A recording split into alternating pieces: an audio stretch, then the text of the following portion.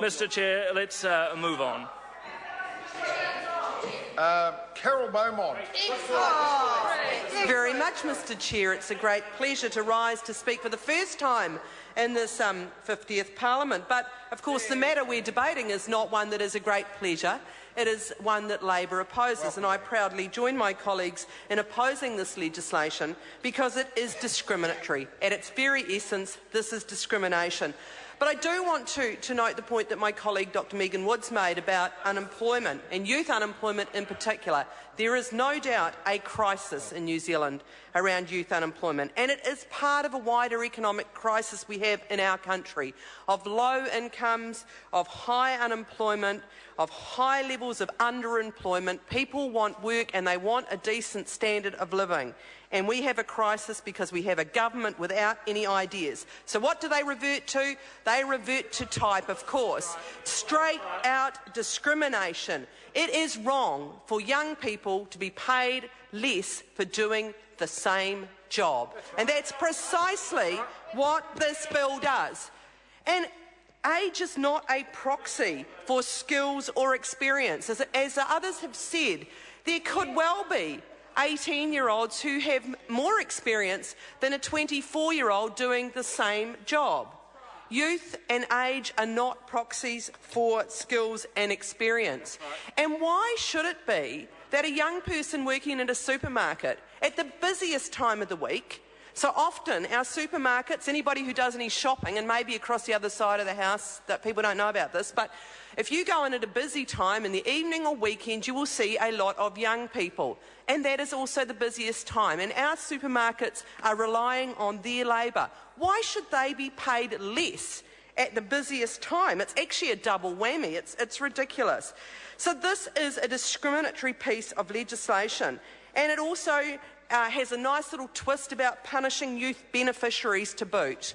I just think this is an absolute disgrace, and that the consequences of this are going to be some very negative effects. They're going to be displacement effects, and the government's own research says this, that even if there are jobs created, it will be at the expense of someone else. It will be replacing somebody by somebody who is cheaper. Not because people want to employ young people per se, but because they will be able to employ somebody cheaper. What happens to young people when they become eligible for the full rate? Well, of course, they could well be replaced by somebody who is cheaper. So older young people will be disadvantaged. And in fact, in combination with the wonderful 90 days no rights at work bill, you could see people on an endless treadmill of never reaching the full rate. So, you know, this is the effects of this in tandem with other government policies are really, very troubling. But I know, for example, that organisations like the National Council of Women are worried about the displacement effects for part-time women workers. So women workers who are in the workforce and part-time jobs, again maybe in industries like retail and hospitality where they can get the part-time hours because they need to balance their family responsibilities and their responsibilities in the paid workforce, will be replaced potentially by cheaper young people. So they're concerned about it from the point of view of women part-time workers. So that's a displacement effect as well. And what about the hardship impact on young people? Because that's also an effect of this piece of legislation. So young people are often, now their incomes are a vital part of family income. So we're actually reducing family income. Young people are also often working to save to study, something that we would all applaud. We want young people in tertiary education. But again, we're going to make it harder for them to get the money that they need, or to mean that they have to, in fact, rack up even higher student loans than they currently do. Again, another negative impact from this legislation.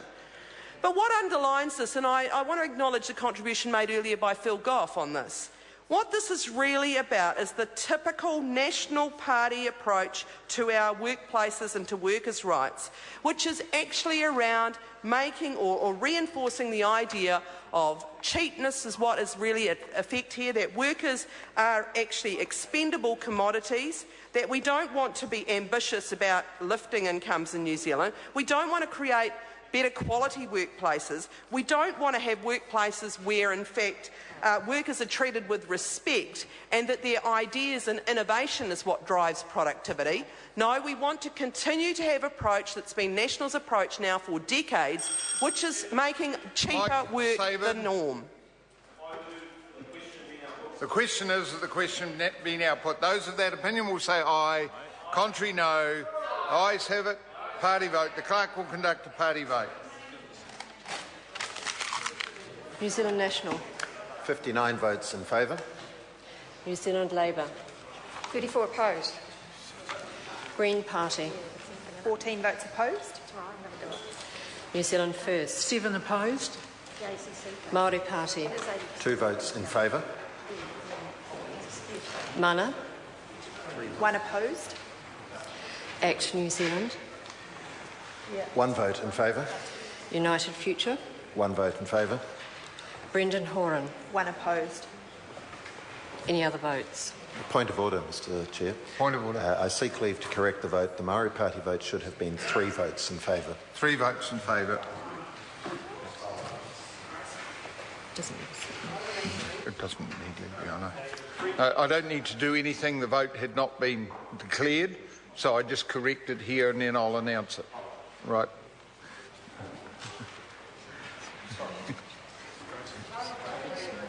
Yeah, that's right. The ayes are 64, the noes are 57. The motion is agreed to. I will put the questions, and the first question is the Minister's amendment set out on SOP number 189. The motion is the question be agreed to. Those of that opinion will say aye. Contrary, no. The ayes have it. Noes have. Party vote. The clerk will conduct a party vote. New Zealand National. 59 votes in favour. New Zealand Labour. 34 opposed. Green Party. 14 votes opposed. New Zealand First. 7 opposed. Māori Party. 3 votes opposed. Mana. 1 opposed. Act New Zealand. 1 in favour.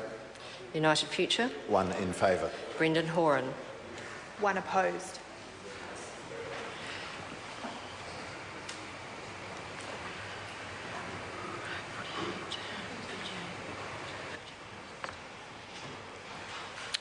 The ayes are 61, the noes are 60. The amendments are agreed to. We move to Darian Fenton's amendment to add new section 44AA set out on SOP 193.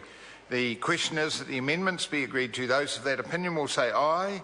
Contrary, no. Noes have it. Party vote. The clerk will conduct a party vote.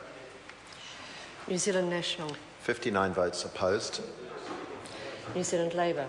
34 votes in favour. Green Party. 14 votes in favour. New Zealand First. 7 votes in favour. Māori Party. 3 votes in favour. Mana. 1 in favour. Act New Zealand. 1 opposed. United Future. 1 opposed. Brendan Horan. 1 in favour.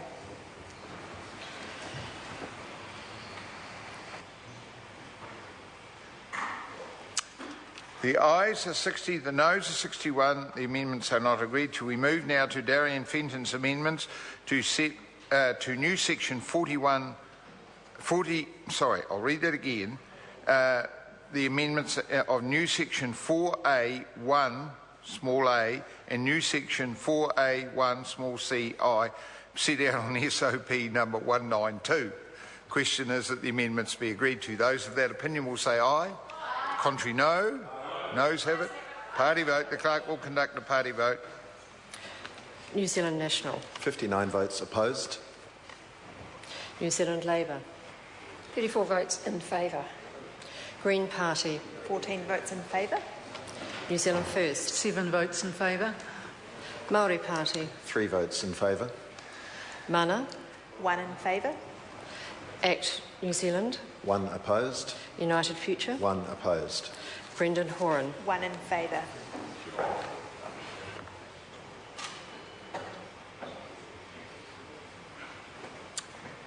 Ayes are 60, noes are 61. The amendment is not agreed to.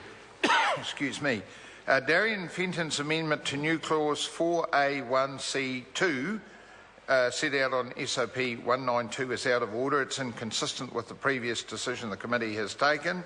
Darian Fenton's amendment to new clause 4A3A1 set out on SOP 192 is also out of order, as it's inconsistent with the decision the committee has made.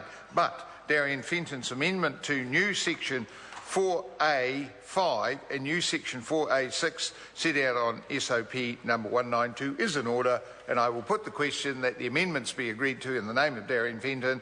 Those of that opinion will say aye. Contrary, no. Noes have it. Party vote. The clerk will conduct a party vote. New Zealand National. 59 votes opposed. New Zealand Labour.